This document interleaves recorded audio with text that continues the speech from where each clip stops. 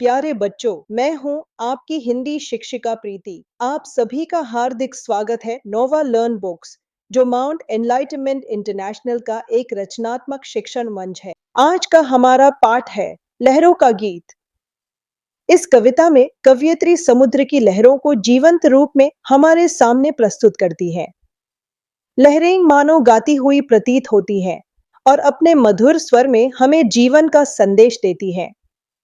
वे बार बार तट से टकराती है, पीछे हटती है और फिर पूरे उत्साह व उमंग के साथ आगे बढ़ जाती है।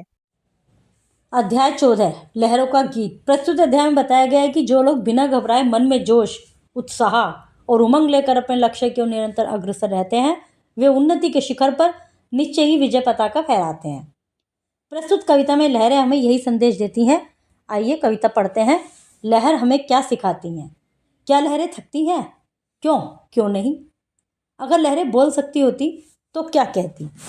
पढ़ते हैं कविता। माँ, ये लहरें भी गाती हैं, कल कल छल छल के मधुर स्वरों में अपने गीत सुनाती हैं। बच्चा माँ से कहता है कि माँ देखो, लहरें भी गाना गा रही हैं ये भी। और क्या क्या गा रही हैं? कल कल छल छल, ये इनके मीठे स्वर हैं, इसमें ये अपने गीत सुनाती हैं। मैं देख रही थी अभी अभी, ये भी मुझ जैसी मचल रही हैं। क्या जाने अब क्या मिला इन्हें, भर भर उमंग में उछल रही हैं। मैंने अभी अभी नोटिस किया कि ये भी ऐसे मचल रही हैं, जैसे ऊपर नीचे ऊंचे ऐसे कूदती है ना लहरें। तो पता नहीं इन्हें क्या मिल गया, क्यों इतनी खुश हैं, क्यों इतनी उछल रही हैं। तट से आकर हंस हंस कर अपनी बात कह जाती हैं। माँ, ये लहरें भी गाती हैं। तट से आकर बात कह जाती हैं, कैसे मतलब? जैसे लहरें आती हैं किनारे पर ऐसे यूं टकरा कर फिर वापस चली जाती हैं, तो वो कल्पना कर रही है कि ये आ रही हैं और आकर कुछ कह कर जा रही हैं तट किनारे से, और माँ ये लहरें भी गा रही हैं। मैं कब से बुला रही इनको, पर मेरे पास नहीं आती। कुछ खेल खेलती इसलिए तट तक आकर फिर भग जाती भागना। वो कह रही है मैं कब से बुला रही हूँ कि मेरे पास भी आ जाएं। जैसे किनारे पे खड़े हैं हम, ये चाह रहे हैं कि लहरें आ जाएं, हमारे पैर तक भी आ जाएं, पैर गीले कर जाएं, ऐसे सोचते हैं ना। तो बच्ची कहती है मैं कब से बुला रही हूँ, मेरे पास तो आ नहीं रही है। शायद कुछ खेल खेल रही हैं। किनारे तक आती हैं और फिर भाग जाती हैं। मैं चलूं साथ खेलूं इन, देखो ये मुझे बुलाती हैं। माँ, ये लहरें भी गाती हैं। फिर बच्ची कहती है मैं चली जाती हूँ अंदर, मैं भी इनके साथ खेल लेती हूँ। देखो ये मुझे बुला रही हैं। देखो माँ, लहरें भी गाती हैं। अपने संग खेल खिलाने ये शशि को उतार लाई नभ से। हर एक लहर के साथ साथ शशि भी खेल रहा है तब से। जब हम किनारे इधर खड़े हैं समुद्र के किनारे, तो हमें ऐसा लग रहा है कि लहरें ऊंची ऊंची उठ रही हैं और आसमान को छू रही हैं।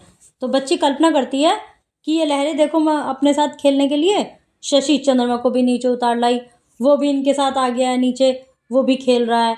हर एक लहर के साथ साथ शशि भी इनके साथ खेल रहा है तभी से ही, मतलब हर लहर के साथ खेल रहा है शशि भी, चंद्रमा भी। कैसे धीमे धीमे जल के झूले पर उसे झुलाती हैं। माँ, ये लहरें भी गाती हैं। जो लहरें ऊपर नीचे हो रही हैं तो ऐसा लग रहा है कि वो चांद जो है झूला झूल रहा है, इनके ऊपर ही बैठा है, वो ऊपर नीचे हिल रहा है वो भी। रुकती ना कभी ये क्षण भर भी, जीवन भर बहना सीखा है। भर भर उमंग सदा हृदय में, आगे बढ़ना ही सीखा है। हंस हंस कर जीवन पथ पर बढ़ते जाओ, ये कहती जाती हैं। माँ, ये लहरें भी गाती हैं। आगे बच्ची कहती है अपनी माँ से, ये कभी नहीं झुकती, कभी नहीं रुकती, क्षण क्षण भर भी ये रुकती नहीं है। हमेशा बहना सीखा है इन्होंने। अपने अंदर उमंग भर के अपने हृदय में ये सिखाती है हमें कि हमेशा आगे बढ़ो, हंस हंस कर आगे बढ़ो, जीवन के पथ पर खुशी खुशी चलते जाओ। ये हमेशा यही कहती हैं कि आगे बढ़ते जाओ। माँ, यह लहरें भी गाना गाती हैं। यदि समुद्र का पानी खारा ना होता तो गर्म प्रदेश और गर्म हो जाते और ठंडे प्रदेश और ठंडे हो जाते। समुद्र का पानी जो होता है बहुत खारा होता है, तो यदि ऐसा ना होता तो जहाँ गर्मी है वहाँ और गर्मी, और जहाँ ठंड है वहाँ और ठंड हो जाती। यदि समुद्र का पानी मीठा होता तो मानसून बंगाल की खाड़ी से उठकर उत्तर भारत का रास्ता न पकड़ता। पृथ्वी की सतह के 70% से अधिक क्षेत्र में समुद्र फैला है। पृथ्वी के घूमने के कारण ही समुद्र में लहरें उठती हैं। सुनामी एक जापानी शब्द है जिसका अर्थ होता है ऊंची समुद्री लहरें। समुद्र के पानी में इतना नमक है कि अगर पूरा समुद्र सूख जाए तो पूरी धरती पर 500 फीट तक मोटाई नमक फैलाई जा सकती है। समुद्र में दिशा का ज्ञान करने के लिए आरंभ में सूर्य और तारों का सहारा लिया जाता था। वैज्ञानिकों के अनुसार पृथ्वी पर जीवन की उत्पत्ति सबसे पहले महासागर में हुई थी। जलीय जीव सबसे पहले आए थे।